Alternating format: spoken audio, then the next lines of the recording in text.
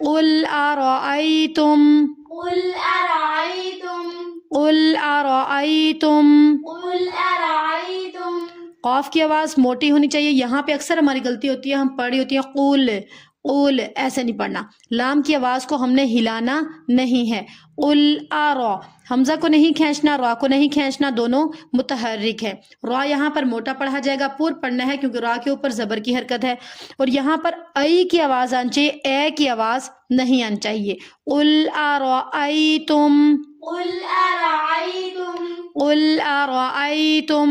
قل أرأيتم میم ساکن کے بعد اگلا حرف حمزہ ہے تو یہاں پہ اظہار ہوگا، اظہار شفوی. اظہار کے معنی کیا ہے؟ صرف اور صرف ظاہر کرنا. ٹھیک ہے، تو ہمیں یہاں پر رکنا نہیں، یہاں پر غنہ نہیں کرنا. قل ارائیتم ان قل أرأيتم إن قل ارائیتم ان. قل أرأيتم إن ٹھیک ہے، اس کو ہم نے کیا کرنا ہے؟ تم کو ہم نے جلدی سے پڑھنا ہے، یہاں پر رکنا نہیں ہے. حمزہ کو نون کے ساتھ ملاتے ہوئے یہاں پر اظہار کا قاعدہ ہوگا. اظہار کیا ہوتا ہے؟ نون ساکن یا تنوین کے بعد جب بھی حروف ہلکی میں سے کوئی لفظ آ جائے. اب یہاں پر نون ساکن ہے، اس کے بعد اگلا حرف حمزہ ہے، حروف ہلکی میں سے ہے، تو یہاں پر اظہار ہوگا. اظہار کے معنی ہے ظاہر کرنا، یعنی کہ ہمیں یہاں پر رکنا نہیں ہے، غنہ نہیں کرنا. ان بس. ان اہلکنی اللہ إن أهلكني الله ان اہلکنی اللہ. إن أهلكني الله یہاں پر اللہ کا لام کیا ہے؟ ہم نے اس لام کو موٹا پڑھنا ہے، پر پڑھنا ہے، کیونکہ جب بھی لفظ اللہ کے لام سے پہلے زبر یا پیش کی حرکت ہو تو اس لام کو ہمیں موٹا پڑھنا ہوتا ہے، پر پڑھنا ہوتا ہے. تو ایک یہاں پہ ہماری غلطی یہ بھی ہوتی ہے کہ جہاں پر بھی ہم لام کو دیکھتی ہیں تو اس لام کو موٹا کر دیتی ہیں. ہمیں ہر لام کو موٹا نہیں کرنا، صرف اور صرف کس کو لمبا کرنا ہے؟ لفظ اللہ کے لام کو موٹا کرنا ہے جب بھی اس کے پہلے زبر یا پیش کی حرکت ہو. تو ہم کیسے پڑھ دیتی ہیں؟ ان اہلکنی اللہ، ایسے منہ کو گول کر دیتی ہیں، تو منہ کو گول نہیں کرنا. اہلکنی اللہ أهلكني الله ومن معی ومن معي ومن معی. ومن معي واو متحرک ہے، واو کے داغی میں ہمارے ہونٹ ہمیشہ گول ہونے چاہیے. میم کو ہمیں میم کے ساتھ ملانا ہے. کیوں میم کے ساتھ ملانا ہے؟ کیا وجہ ہے اس کی؟ اس کو سمجھتے ہیں. جب بھی نون ساکن یا تنوین کے بعد حروف یرملون میں سے کوئی لفظ آ جائے تو ہمیں اس حرف کے ساتھ ملانا ہوتا ہے، ادغام کرنا ہوتا ہے. ادغام کے معنی ہے ملانا. اب یہاں پر کیا ہے؟ نون ساکن کے بعد اگلا حرف کیا ہے؟ میم مشدد. تو یہاں پر ہمیں کیا کرنا ہے؟ اس نون کے ساتھ نہیں ملانا، اس میم کے ساتھ ملانا ہے ہمیں. ومم ومم ومم ومن نہیں پڑھنا.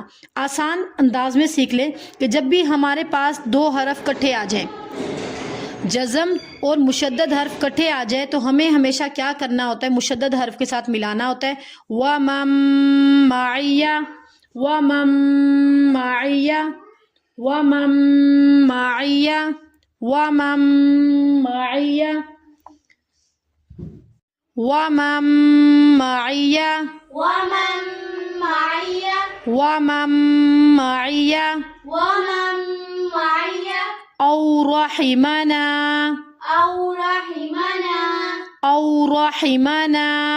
أو رحمنا او میں ہماری او کی آواز نہیں آنی چاہیے. او رحمنا. أو رحمنا تو جب بھی ہمیں یہاں پر لام الف کا سائن نظر آئے تو ہم کیا کر دیتی ہیں؟ وہاں پر رک جاتی ہیں. یہی سمجھ رہی ہوتی ہیں کہ شاید یہ وقف کی علامت ہے. یہ وقف کی علامت نہیں ہے، یہاں پر ملا کر پڑھنا بہتر ہے، تو یہاں پر ہمیں رکنا نہیں ہے. او رحمنا أو رحمنا فمن یجیر فمن يجير فمن یجیر فمن يجير فمن یجیر. فمن يجير میم کو ہمیں یا کے ساتھ ملانا ہے، نون کے ساتھ نہیں ملانا. اس کی آواز کیا ہے؟ بیچ میں سائلنٹ ہو جائے گی، اس کو ہم نے ختم نہیں کر دینا. ایسے نہیں پڑھ دینا فمج نہیں، یہ غلط ہو جائے گا. فمئی مع غنہ یعنی کہ غنے کے ساتھ ادائیگی ہوگی تو نون کی آواز بیچ میں شامل ہو جائے گی. فمن یجیر فمن يجير فمن یجیر فمن يجير کافرین كافرين کافرین. كافرين من عذاب علیم. من عذاب أليم. اب یہاں پر دیکھیں نون ساکن اور تنوین دونوں کے بعد حروف ہلکی میں سے لفظ آ رہا ہے. یہاں پہ عین آ رہا ہے اور یہاں پہ حمزہ آ رہا ہے. تو دونوں جگہ پر کیا ہوگا؟ اظہار ہوگا. یعنی کہ دونوں جگہ پر ہم نے رکنا نہیں ہے، اس کو لمبا نہیں کرنا ہے، ایسے نہیں پڑھ دینا من عذاب علیم، یہ غلط ہو جائے گا. دونوں جگہ پہ ہم نے غنہ نہیں کرنا.